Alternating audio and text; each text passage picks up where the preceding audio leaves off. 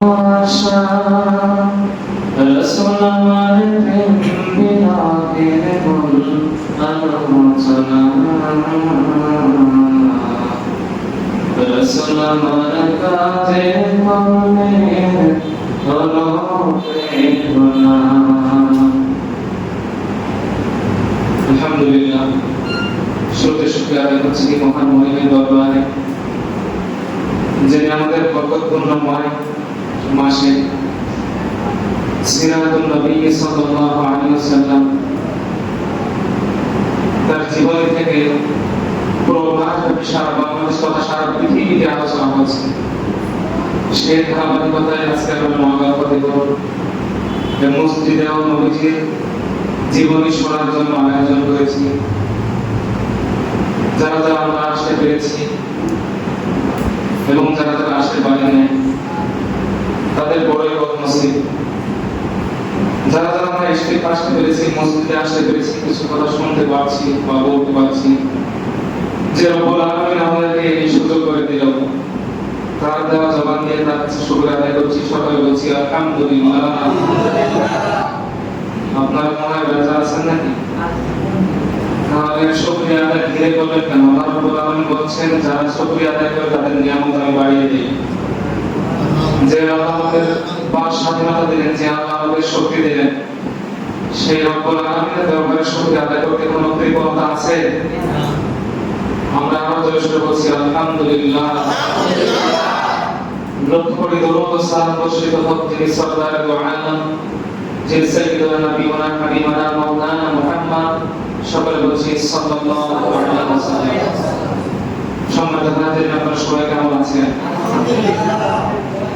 আল্লাহ পাকের অশেষ মেহেরবানিতে আমি আলহামদুলিল্লাহ ভালো আছি। সম্মানিত হাজিরিন, আমরা আজকে আয়োজন করার উদ্দেশ্য হলো নবীজির জীবন থেকে কিছু জানার চেষ্টা করা, ঠিক না? কেন আমরা নবীজির জীবন সম্পর্কে জানবো, কেন তাকে মানবো না, কেন তাকে মানবো? আল্লাহ রাব্বুল আলামিন বলেছেন, ইয়া আইয়ুহাল্লাযীনা আমানু আতিউল্লাহ ওয়া আতিউর রাসূল ওয়া উলিল আমরি মিনকুম। তোমরা আল্লাহকে মানো, রাসূলের আনুগত্য করো এবং তার ধারাবাহিকতায় যে নেতাগুলো আছে তাদেরকে তোমরা অনুসরণ করো।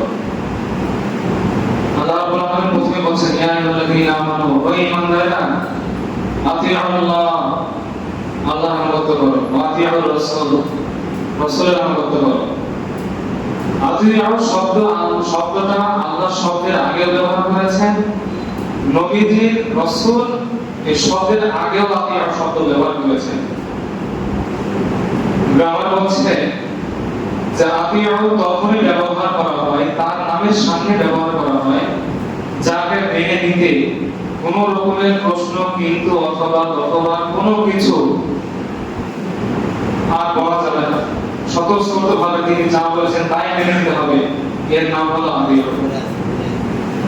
আল্লাহ রাব্বুল আলামিন পরের অংশ বলছেন, ওয়া উলিল আমরি মিনকুম, এবং আল্লাহ আর রাসূল দুইটার সমন্বয়ে যে ব্যক্তি তোমাদের নেতৃত্ব দেয় তাকে তোমরা গ্রহণ করো। যাকে তাকে গ্রহণ করলে হবে? যাকে আপনি নেতৃত্ব হিসেবে নেতা হিসেবে মানবেন, দেখতে হবে আল্লাহ আল্লাহ রাসূলের হুকুম সে মানে কিনা, ঠিক না? নবীজির আনুগত্য, নবীজির অনুসরণ আমরা কিভাবে করতে পারি বা কিভাবে করবো বা কেনই বা করবো, এগুলো আমাদের জানার প্রয়োজন আছে না নাই? আছে। নবীজির আনুগত্য প্রতীকে অনুসরণ করতে গিয়ে কোনো প্রশ্ন, কোনো দানে কমা ডট চলবে না। আল্লাহ রাব্বুল আলামিন বলেছেন, মা আতাকুমুর রাসূলু ফাখুযুহু ওয়া মা নাহাকুম আনহু ফান্তাহু। আল্লাহ রাব্বুল আলামিন বলেছেন, মা আতাকুমুর রাসূল, আমার হাবিব তোমাদের যা বলে তাতে সেটা তোমরা গ্রহণ করো, ওয়া মা নাহাকুম আনহু ফান্তাহু, আমার হাবিব যা তোমাদের নিষেধ করে তা থেকে তোমরা বিরত থাকো। নবীজি যা বলেছেন যা করেছেন তা আমাদের জন্য মানা আবশ্যক নাকি? মানা প্রয়োজন আছে তো? আছে। রব্বুল আলামিন আরেক জায়গায় জানিয়ে দিয়েছেন, وما أرسلناك إلا رحمة للعالمين এই পৃথিবীর জমিনে আমি আমার হাবিবকে যত কুল কায়নাত আছে সমস্ত কুল কায়নাতের জন্য রহমত হিসেবে পাঠিয়েছি। সুবহানাল্লাহ। রব্বুল আলামিন বলেন ওয়া মা আরসালনাকা ইল্লা রাহমাতাল লিল আলামিন। রব্বুল আলামিন এখানে আলামিন শব্দ ব্যবহার করেছেন। আমরা সবাই নামাজ পড়ি তো না, মাগরিবের নামাজ আমরা পড়লাম। আমি যখন নামাজ পড়ালাম তখন সূরা ফাতিহা শুরু করেছিলাম নাকি? সূরা ফাতিহার একটা আয়াত আছে, সে প্রথম যে আয়াত আমরা কাকা তেলাওয়াত করি সে আয়াতটা কি? অসংখ্য পড়ুন আলহামদুলিল্লাহি রাব্বিল আলামিন। এর অর্থ হচ্ছে আলহামদুলিল্লাহ রাব্বিল আলামিন, সমস্ত প্রশংসা সেই মহান রব্বুল আলামিনের জন্য। রব্বুল আলামিন যিনি সারা জগতের মালিক, তার প্রশংসা দিয়ে আমরা নামাজ শুরু করলাম। তথা আল্লাহ রাব্বুল আলামিন এখানে আলামিন শব্দ ব্যবহার করেছেন। ঠিক একই কথা ওয়া আরসালনাকা ইল্লা রাহমাতাল লিল আলামিন। এই পৃথিবীর জন্য যত কুল কায়নাত আছে, যত সৃষ্টি জগৎ আছে, সমস্ত সৃষ্টি জগতের জন্য আমার হাবিবকে আমি রহমত হিসেবে পাঠিয়েছি। সুবহানাল্লাহ। শুধু পৃথিবীর জন্য নয়, পৃথিবীর জমিন থেকে শুরু করে আরশ মহল্লা পর্যন্ত যাত্রা সব জায়গায় আল্লাহ তাআলা বলেন যে আলহামদুলিল্লাহি রাব্বিল আলামিন, আমি যত জায়গার রব। ওয়া আরসালনাকা ইল্লা রাহমাতাল লিল আলামিন, আমার রবের হুকুম যতদূর পর্যন্ত জারি হয় আমার নবীকে ততদূর পর্যন্ত আমি রহমত হিসেবে ঘোষণা দিয়েছি। সুবহানাল্লাহ। এই কথা আলামিন শব্দটা আল্লাহ রাব্বুল আলামিন কোন নবী এবং রাসূলের আগে ব্যবহার করেননি, রাসূলের সামনে ব্যবহার করেন একমাত্র আমাদের নবী মুহাম্মদুর রাসূলুল্লাহ সাল্লাল্লাহু আলাইহি ওয়াসাল্লাম। আল্লাহ রাব্বুল আলামিন কোরআন কারিমে ডাকতে বলেন কুল ইন কুনতুম তুহিব্বুনাল্লাহ ফাত্তাবিউনি ইউহিব্বুকুমুল্লাহু ওয়া ইয়াগফির লাকুম যুনুবাকুম আল্লাহু গফুরুর রহিম। সুবহানাল্লাহ। আল্লাহ রাব্বুল আলামিন বলেন কুল ইন কুনতুম তুহিব্বুনাল্লাহ, কোন মানুষ যদি আমি আল্লাহর মহব্বত পেতে চাই, আমি আল্লাহর ভালোবাসা পেতে চাই, তাহলে সে যেন কুল ইন কুনতুম তুহিব্বুনাল্লাহ ফাত্তাবিউনি, সে যেন আমার নবীকে অনুসরণ করে। ইউহিব্বুকুমুল্লাহ ওয়া ইয়াগফির লাকুম যুনুবাকুম। রব্বুল আলামিন বলেন আমার নবীকে যদি অনুসরণ করে, আমার নবীকে যদি ভালোবাসেন, নবীকে যদি মহব্বত করে, রব্বুল আলামিন বলেন আমি ঘোষণা দিয়ে দিলাম ওয়া ইয়াগফির লাকুম যুনুবাকুম, তার জীবনে অতিবাহিত যত গুনাহ আছে আল্লাহ তাআলা সমস্ত গুনাহগুলো মাফ করে দেবেন। সুবহানাল্লাহ। তাহলে নবীজিকে ভালোবাসা মানে কি বুঝি? যে আজকে আমরা সিরাত মাহফিলের আয়োজন করেছি, এখানে কিছু তাবারকের আয়োজন আছে, কিছু কথা এখানে বললাম, আপনারা শুনলেন, সবাই পাঞ্জাবি টুপি মাথায় দিয়ে এসেছি, এই জন্য আমরা নবীজিকে অনুসরণ করা, এরকম নাকি? এরকম কি? মানুষ জন্মের পর থেকে নিয়ে মৃত্যু পর্যন্ত নবীজি, আজকে আমি আলোচনা করেছিলাম না যে দুধের কোলে যখন মুহাম্মদ রাসূলুল্লাহ সাল্লাল্লাহু আলাইহি ওয়াসাল্লাম দুধের কোলে যখন ছিলেন তখন থেকে আমাদের জন্য শিক্ষা দিয়েছেন। নবীজি মৃত্যু পর্যন্ত যতগুলো কথা, যতগুলো কাজ, যতগুলো নিয়ম, যতগুলো আইন আমাদের জন্য বলেছেন, সমস্ত আইনগুলো সদরে গ্রহণ করার নামে নবীজিকে ভালোবাসা, নবীকে অনুসরণ করা। বুঝতে পেরেছেন? আমি আমাদের যদি আরেকটু ভালো করে বোঝাই বুঝতে পারবেন, আমরা যে জায়গাগুলোতে যাওয়া আসা করি তার চাইতে সব জায়গায় খারাপ জায়গা হলো বাথরুম। বাথরুম কি না? বাথরুম খারাপ জায়গা না? সেখানে কেউ কি আরাম করার জন্য যায় নাকি? আরাম করার জন্য যায়? সেখানে আমরা শুধু আমাদের প্রকৃতির কাজগুলো শেষ করার পরে আমরা বের হয়ে যাই, যত দ্রুত পাওয়া যায়। রাসূলুল্লাহ সাল্লাল্লাহু আলাইহি ওয়াসাল্লাম বাথরুমে যাওয়ার আগে একটা দোয়া শিখিয়ে দিয়েছেন, আল্লাহুম্মা ইন্নী আউযু বিকা মিনাল খুবুসি ওয়াল খাবাইস। কেউ যদি এই দোয়া পড়ে বাথরুমে প্রবেশ করে এবং বের হওয়ার সময় যদি বের হওয়ার দোয়া পড়ে বের দিয়ে বের হয়, যতটুকু সময় পর্যন্ত সে বাথরুমে ছিল নবীজিকে অনুসরণ করার কারণে নবীজির যে নিয়ম, এই নিয়মগুলো মেনে চলার কারণে যতটুকু সময় সে বাথরুমে ছিল ততটুকু সময় শুধু বেকার বেকার চলে না, ততটুকু সময় আল্লাহ তাআলা ইবাদত করে গ্রহণ করবেন। সুবহানাল্লাহ। তাহলে যে নবীর পদ্ধতি শিখিয়ে দাও, পদ্ধতি অনুযায়ী বাথরুমে গেলে বাথরুম ইবাদত হিসেবে গণ্য হয়। আপনি ঘরে প্রবেশ করেছেন, বিসমিল্লাহ বলে বলে ঘরে প্রবেশ যখন করবেন, যতক্ষণ পর্যন্ত আপনি ঘরে প্রবেশ করে থাকবেন ততক্ষণ পর্যন্ত ইবাদত হিসেবে গণ্য হবে। সুবহানাল্লাহ। কেন ইবাদত বলে গণ্য হবে? আল্লাহ রাব্বুল আলামিন বলছেন যে ওয়ামা খালাকাতুল জিন্না ওয়াল ইনসা ইল্লা লিয়াবুদুন, আমি মানুষ এবং জিনকে এই জন্য সৃষ্টি করেছি তারা যেন শুধু আমার ইবাদত করে। সুবহানাল্লাহ। তাহলে প্রশ্ন হলো যে সব সময় যদি আমরা আল্লাহর ইবাদত করি তাহলে নামাজ পড়বে মানে তাহলে সংসার করব কখন? আমরা নামাজ যে পড়ি, 5 ওয়াক্ত নামাজ যে পড়ি, কতক্ষণ সময় লাগে? 5 ওয়াক্ত নামাজ পড়তে 5 ঘন্টা সময় লাগে? 1 ঘন্টা। 5 ঘন্টা সময় তো লাগে না, লাগে 3 ভাগ কয় ঘন্টায়? 24 ঘন্টায়। 24 ঘন্টার মধ্যে ধরলাম 2 ঘন্টা সময় লাগে 5 ওয়াক্ত নামাজ পড়তে। তাহলে 24 ঘন্টার মধ্যে 2 ঘন্টা যদি আপনি আল্লাহর কাছে ব্যয় করেন, বাকি থাকে কয় ঘন্টা? বুঝতে পারেন কয় ঘন্টা বাকি থাকে? তাহলে নামাজে যদি শুধু আল্লাহর ইবাদত হতো তাহলে বাকি 22 ঘন্টা আপনি কোন কাজে কাটাবেন? অথচ আল্লাহ তাআলা বলেন ওমা খালাকাতুল জিন্না ওয়াল ইনসা ইল্লা লিয়াবুদুন, আমি মানুষ এবং জিনকে শুধু সৃষ্টি করেছি আমার ইবাদতের জন্য। আল্লাহ রাব্বুল আলামিন জানিয়ে দিলেন যে মা আতাকুম রাসূল ফাখুযু ওয়া মা নাহাকুম আনহু ফান্তাহু, আমার রাসূল তোমাদেরকে যা বলে তা তোমরা গ্রহণ করো, যা নিষেধ করে তা তোমরা বর্জন করো। যদি তা করতে পারো, মানুষের জীবনে ঘুম থেকে ওঠা পর্যন্ত, ঘুম থেকে ওঠা থেকে শুরু করে ঘুমানো পর্যন্ত যতগুলো আপনি কাজগুলো করবেন রাসূলের যদি দেখানো নিয়ম নীতি অনুযায়ী হয়, সমস্ত কাজগুলো ইবাদত বলে গণ্য হবে। বলেন সুবহানাল্লাহ। নবীজিকে আমরা কেমন ভালোবাসি? আমাদের ভালোবাসা সাহাবায়ে কেরামের ভালোবাসা কত তফাৎ ছিল। নবীজির একজন সাহাবী ছিল, সাহাবীর নাম ছিল হযরত হামজা। সাহাবীর নাম কি? সাহাবীর নাম কি? হামজা। নবীজি উহুদের যুদ্ধের জন্য প্রস্তুতি নিচ্ছেন। এমন অবস্থায় সমস্ত সাহাবীকে ডাক দিয়ে প্রস্তুতি করে বলল যে উহুদের যুদ্ধে যেতে হবে, তোমরা প্রস্তুতি নাও।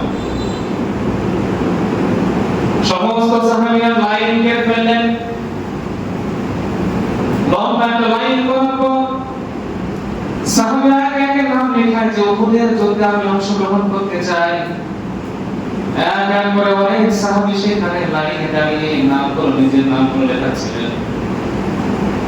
সেই লাইনে হযরত হামজা রাদিয়াল্লাহু তাআলা তিনিও সেই লাইনে দাঁড়িয়ে গেলেন। দূর থেকে নবীজি লক্ষ্য করলেন সেই লাইনে হযরত হামজা দাঁড়িয়ে আছে। প্রাণের নবীজি আমার, দয়ার নবীজি আমার, মায়ার নবীজি আমার হামজার কাছে চলে গেল। হামজাকে ডাক দিয়ে বলল, হামজা তুমি সদ্য বিবাহ করেছো, তোমার বিবি ঘরে আছে, তোমার স্ত্রীর উপর তোমার একটা হক আছে। ও হামজা রে, উহুদের যুদ্ধে তোমার যাওয়ার কোনো প্রয়োজন নাই। হামজা রে, তুমি বাসায় ফিরে যাও, তোমাকে যুদ্ধ থেকে আমি ছুটি ঘোষণা করলাম। বলে সুবহানাল্লাহ। হযরত হামজা যুদ্ধে যাওয়ার জন্য কোন সংকট করে আনছেন করে, কিন্তু যেহেতু নবী বলে দিয়েছে তোমাকে যাওয়া লাগবে না, তোমার যাওয়া যাবে না, তাহলে সাহাবীরা তো কোনো প্রশ্ন করতে পারে না। কারণ সাহাবীরা তো সেই লোক ছিল, সেই ব্যক্তি ছিল যে নবীজির জন্য তারা নিজের জীবনকে কুরবানি দিতে দ্বিধাবোধ করে। বলে সুবহানাল্লাহ।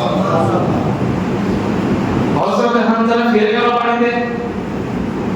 নবীজি সাহাবীদেরকে নিয়ে উহুদের যুদ্ধে রওনা হয়ে গেল। উহুদের যুদ্ধে রওনা হয়ে যাওয়ার পর যুদ্ধ অনুষ্ঠিত হয়ে গেল। এইদিকে হযরত হামজা রাদিয়াল্লাহু তাআলা তার স্ত্রীকে নিয়ে তিনি ফুল সজ্জা করছেন। স্ত্রীর সঙ্গে মেলামেশা করার পর ফরজ গোসল দিবে যা প্রস্তুতি নিচ্ছে, এমন অবস্থায় ধীরে গেল।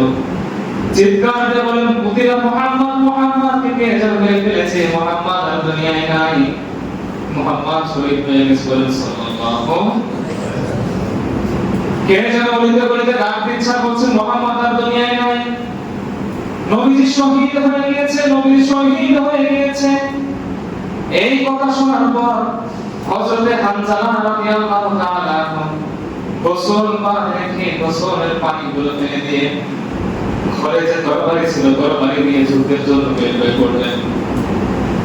হযরতে হানজালা রাদিয়াল্লাহু তাআলা স্ত্রী পিছন থেকে জামা টেনে ধরল, জামা টেনে ধরে বলছে, প্রাণের স্বামী আপনাকে আমি যুদ্ধে বাধা দিব, যুদ্ধে যাওয়ার জন্য বাধা দিব না, কিন্তু আপনি যুদ্ধে যান আমি কোনো বাধা দিব না, কিন্তু প্রাণের স্বামী কিছুক্ষণ আগে আপনি আমার সঙ্গে শারীরিক সম্পর্ক করেছেন, ফরজ গোসলটা আপনি এখনো সম্পূর্ণ করেননি।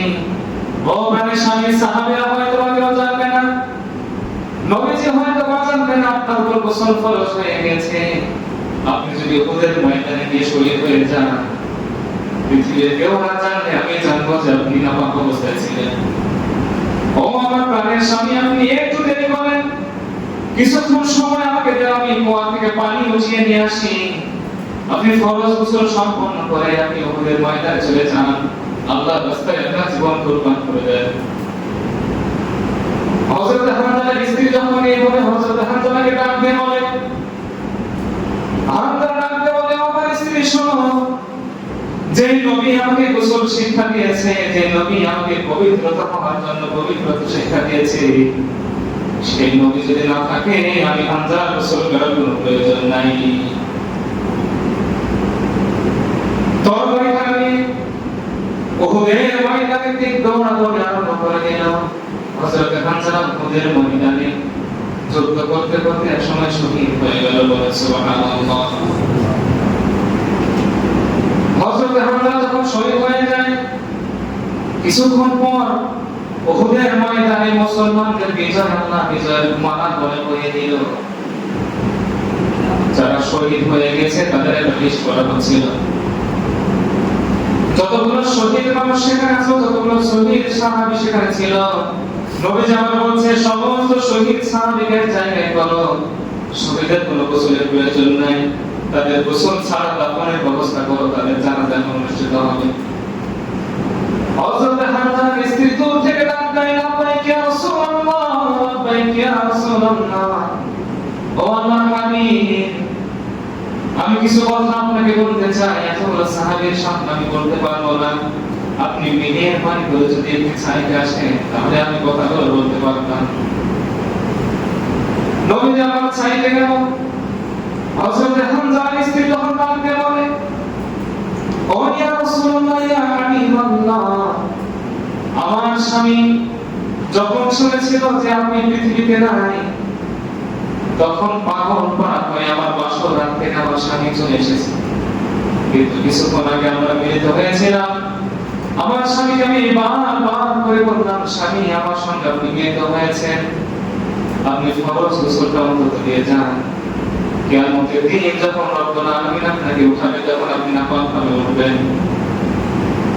এই কথা আমার স্বামীকে আমি বারবার বোঝানোর চেষ্টা করছিলাম, কিন্তু আমার স্বামী কোনোভাবে রাজি হয় না। আমার স্বামী চিৎকার দিয়ে বলল, আমি কার জন্য গোসল করবো? আমার স্ত্রী, যে নবী আমাকে পবিত্রতা হওয়ার জন্য শিক্ষা দিয়েছেন, সেই নবী যদি পৃথিবীতে না থাকে আমি হানজালা গোসলের কোনো প্রয়োজন নাই। বলেন আল্লাহু আকবার।